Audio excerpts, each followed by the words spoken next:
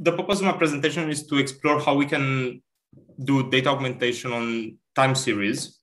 And while the application is in algorithmic trading, I think that considering the theme of the workshop, which is of meteorological data, which again is heavily based on time series, I think that there are ideas that can be taken out of this presentation and applied further.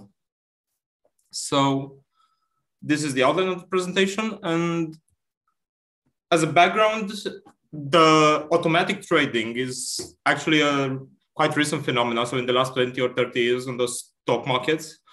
And it implies using algorithms that have access to electronic updates from the stock markets about the prices of securities. By security, I mean anything that's traded on a stock market, stocks, options, cryptocurrencies lately.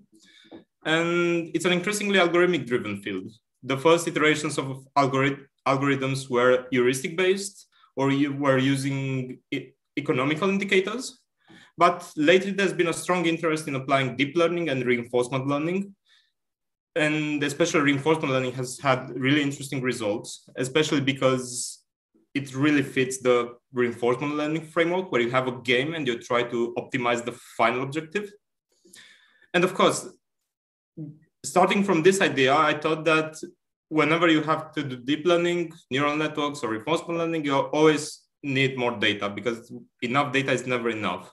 So actually, I started wondering how would it be possible to take the data and augment all underrepresented section of a time series. So with this, in this simple figure, let's imagine that the red part is underrepresented, and we can somehow extend it and have the algorithm see more of this period or of this specific part of the time series. Well, of course, this begs the question, how do we actually define poorly represented? And reviewing the literature, I've actually found that clustering or using autoencoder architecture is actually able to preserve the hidden features that are present in a time series, so the temporal dependencies, etc.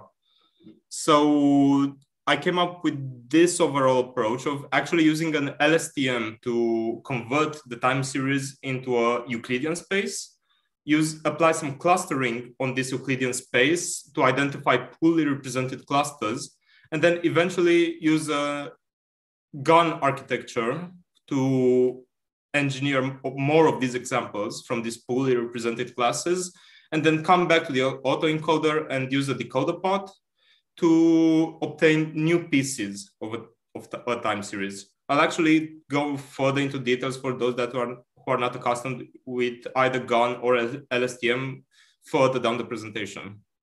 So coming back to our initial data set. So what we are trying to do is to take the initial time series of one financial instrument, in our case is the stock for Apple, throughout its existence from 1998 to 2021,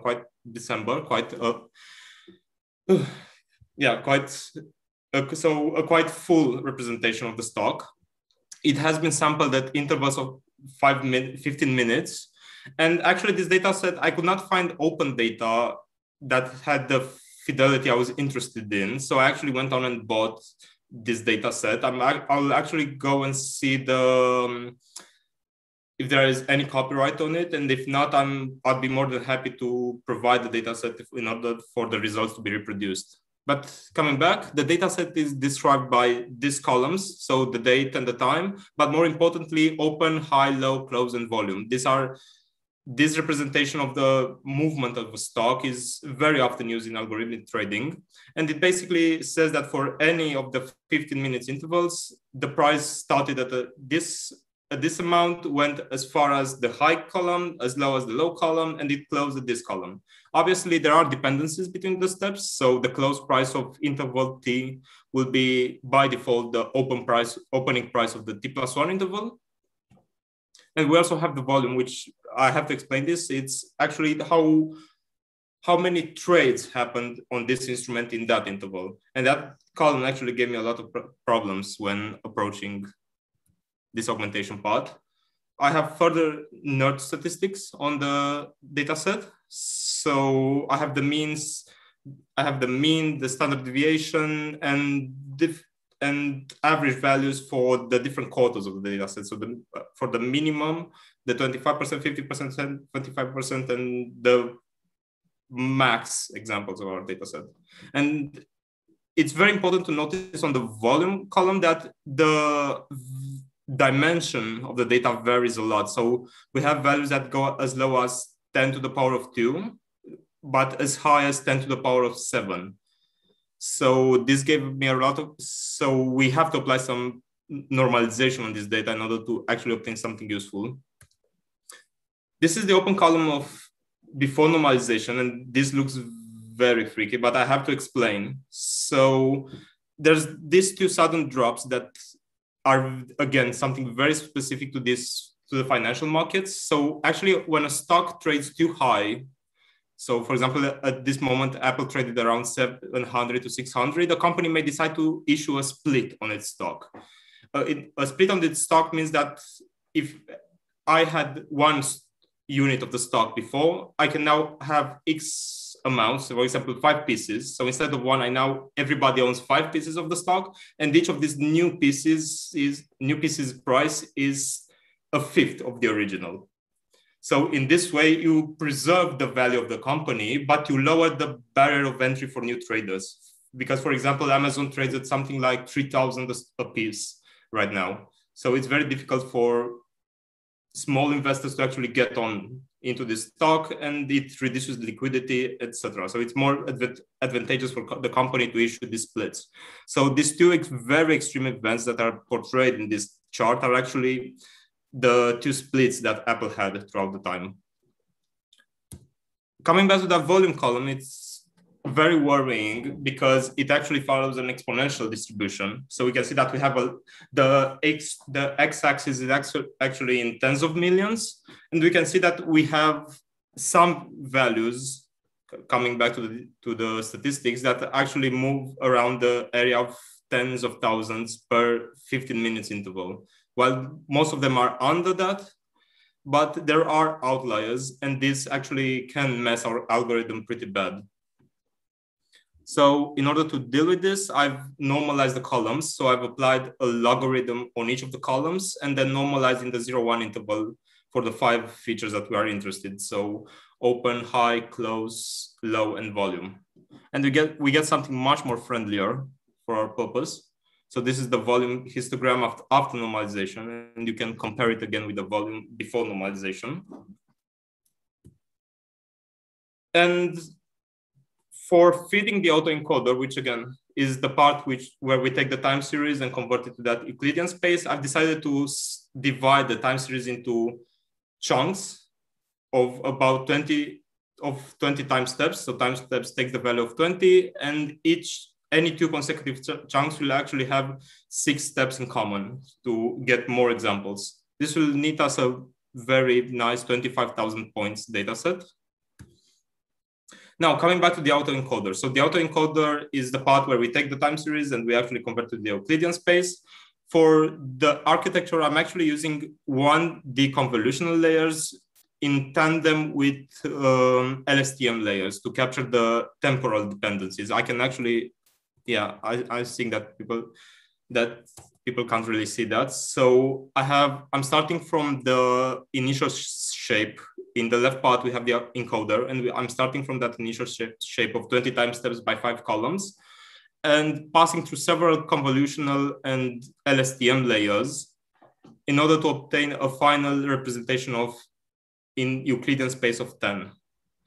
So autoencoders have this task of taking the data, reducing the dimensionality the way PCA does, so principal component analysis, and using a second decoder model to go from the small representation back to the normal representation. So you'd actually train it trying to fit. So when you're trying to fit the model, you're actually trying to fit the initial distribution against the initial distribution and see how well the model reproduces it. I've done some hyperparameter tweaking and decided that the dimension of 10 for the latent space is the best trade-off between the loss of reproducibility and the information, where by information, I mean how poorly are the features of the latent space correlated. So I don't want too many correlations because that would mean that the latent space has redundant dimensions. So as you can see, most of the features are quite poorly correlated and are fit between the 0.5 and minus 0.5 Pearson correlation coefficient. Now, of course, a 10 dimension is quite difficult to picture. So for visualization only purposes, I've actually applied further principal component analysis and in order to visualize this latent space. And applying a three-dimensional PCA visualization, I obtained this. So practically, allow me to translate, I observed that about 2/3 of the data set or of the latent space are clumped into one very large cluster, the majority clusters.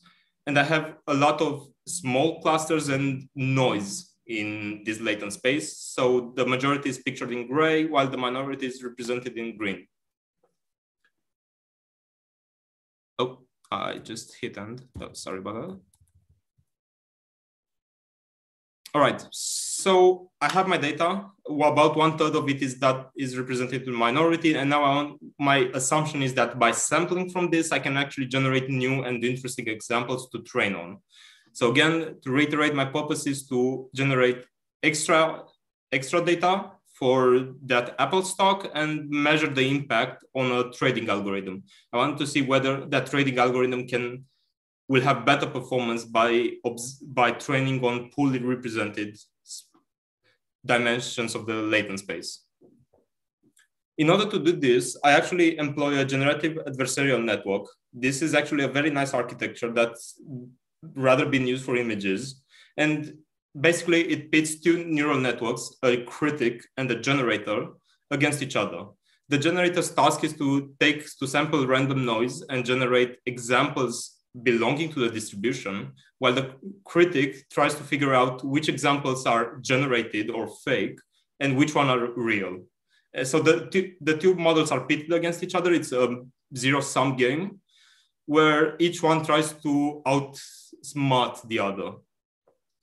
And basically they outsmart if trained carefully, and each of them becomes better, and the generator actually becomes good enough to generate examples impossible to distinguish from the real ones.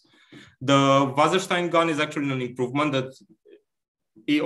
on the stability of the initial gun architecture, and it actually uses Earth mover distance. So it actually measures how far is our current distribution reproduction from the aim of it. The original paper actually used a binary classifier with fake and real, while the Wasserstein gun actually outputs a continuous label. And I'm employing this architecture to generate new examples.